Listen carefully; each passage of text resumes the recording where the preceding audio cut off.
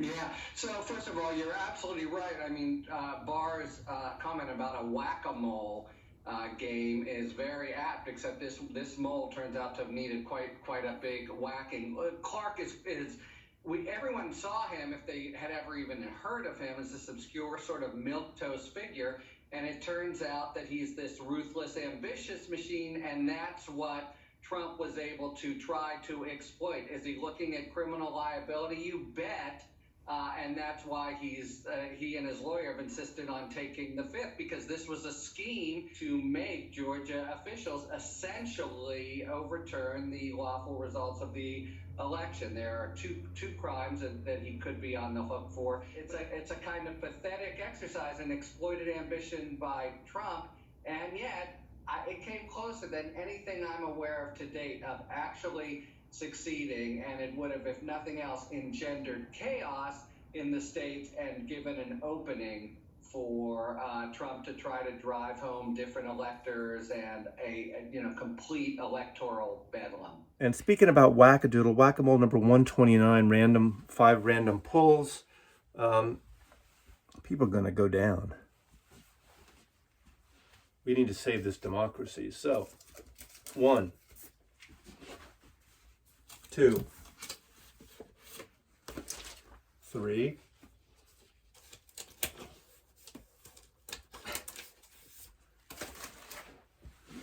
4,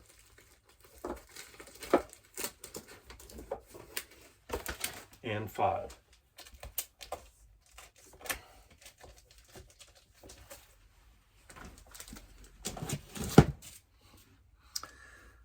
This is a sentimental record. Boy, does this bring back memories. Second grade, maybe? First grade, second grade?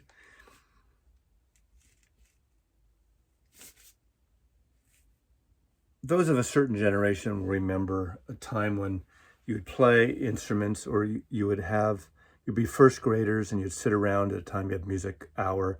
They'd put out the phonograph, put on a record and play it, and you'd sing along with the teacher and then maybe the teacher assistant if there was one. And this is one that was some of my early memories of really record playing and music. And this was a record from 1962. So this record came out, boy, I was 8 years old, 7, 8 years old, 8 years old, 7, 8 years old, 1962. And this is the Limelighters, Through Children's Eyes, little folk songs for adults.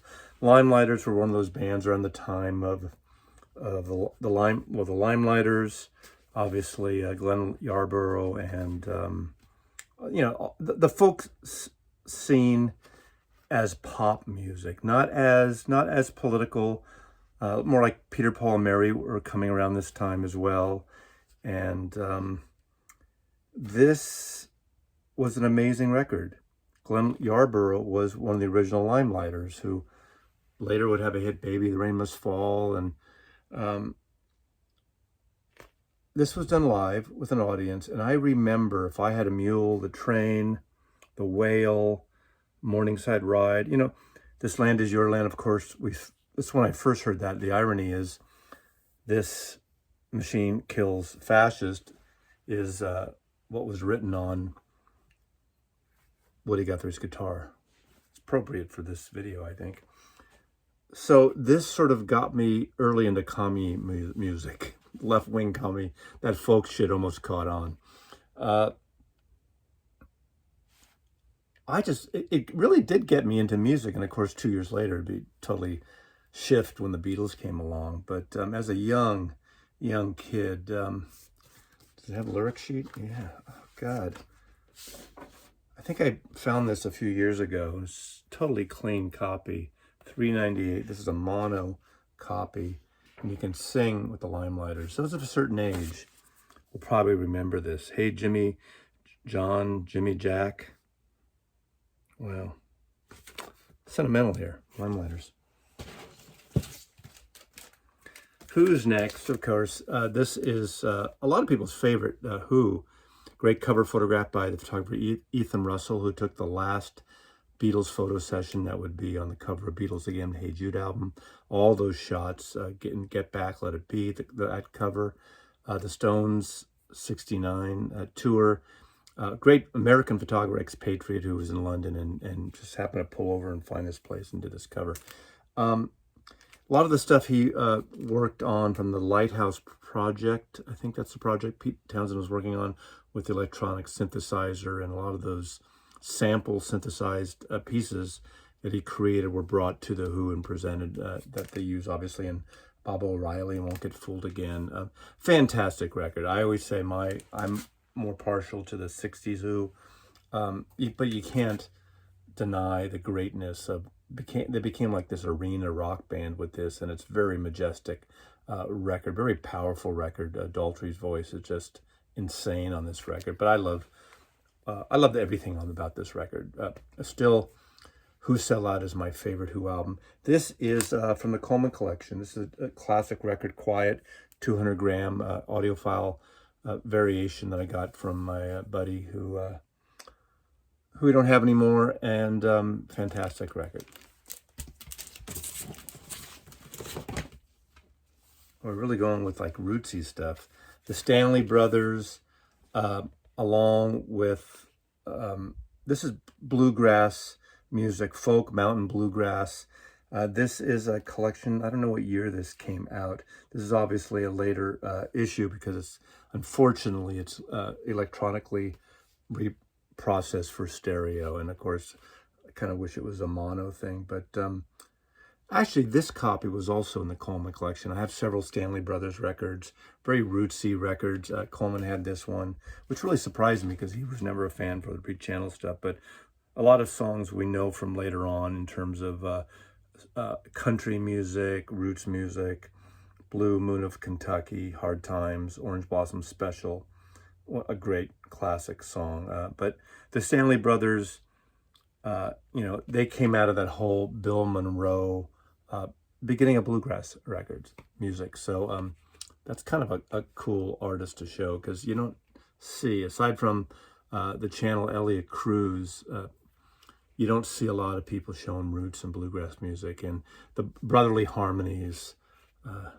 like the Stanley Brothers. Oh, I grabbed two. I grabbed two by mistake. So these count as one, but here's another comp. This one must be true stereo. Sweeter Than Flowers. I don't know anything specific about this record. Old and in the Way. Interesting. That's a song that led to the name of the band with David Grisman and Jerry Garcia, that Old and in the Way album. Offshoot of the Grateful Dead and solo stuff. Nashville Records. Cool. So I grabbed two records. We're going old school today. Boy, we're going deep old.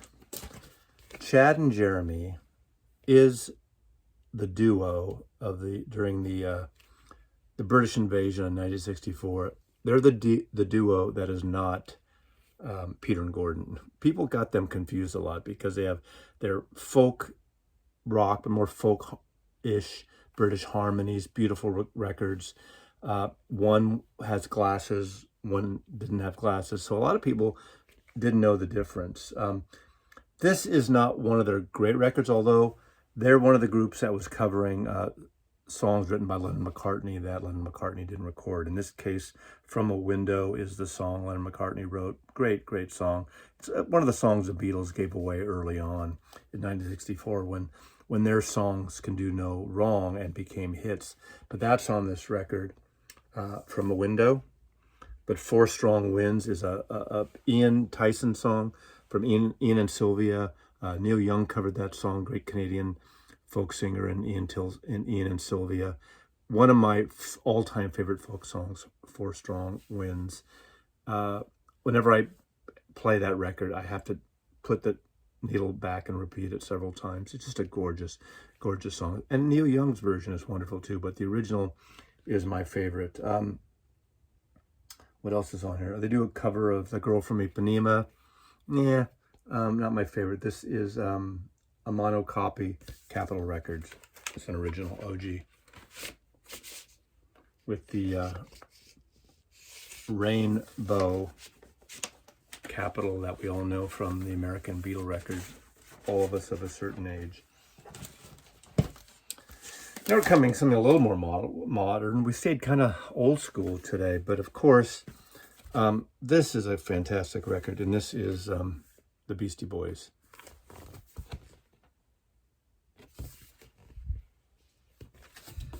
This is an album on Def Jam Records. This is produced by Rick Rubin, and he co-wrote some of the songs on here, actually, I believe. Yeah, he got credit with the Beastie Boys. Paul Revere, No Sleep Till Brooklyn. New style, she's crafty. But of course, the hit, probably the first song I heard by the Beastie Boys, the Right to Fight. We Have the Right to Party. What's it called? Fight for your right to party.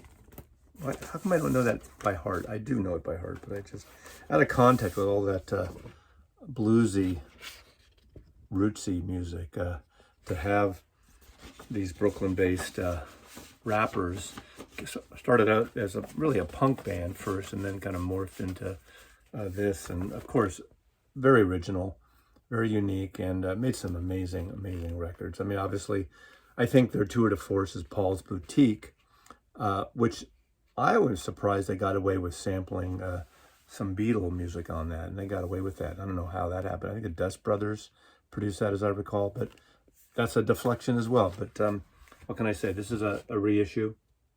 Fantastic cover, fantastic record. So that's it with this Whack-A-Mole number 129. Vote, your vote counts. And don't subscribe to the lies that they're spewing out. Save democracy. As he loves you.